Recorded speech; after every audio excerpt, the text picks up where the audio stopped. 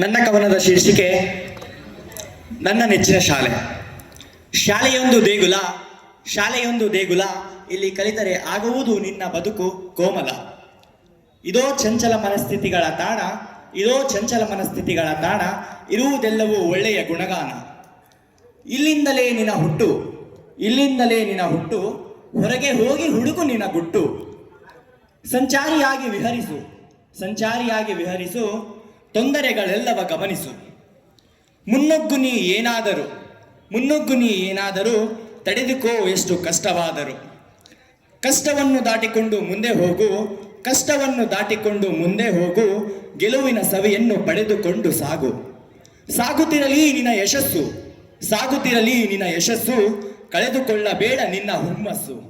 ಬದುಕಿನ ಪಯಣ ಸಾಗಲಿ, ಬದುಕಿನ ಪಯಣ ಸಾಗಲಿ, ಉಸಿರಿರುವವರೆಗೂ ಹೋಗಲಿ. ಇದು ನನ್ನ ಮೊಟ್ಟ ಮೊದಲ ಕವನ. ಈ ಒಂದು ಕವನ ಬರೀಲಿಕ್ಕೆ ನನಗೆ ಸ್ಫೂರ್ತಿದಾಯಕವಾದಂಥ ನಮ್ಮ ಗುರುಗಳು ಇಲ್ಲೇ ವೇದಿಕೆ ಮೇಲೆ ಕುಂತಿದ್ದಾರೆ. ಅವರು ಯಾರೋ ಅಲ್ಲ, ನಮ್ಮ ಪಂಪಾಪತಿ ಮಾಸ್ಟರ್ ಸರ್.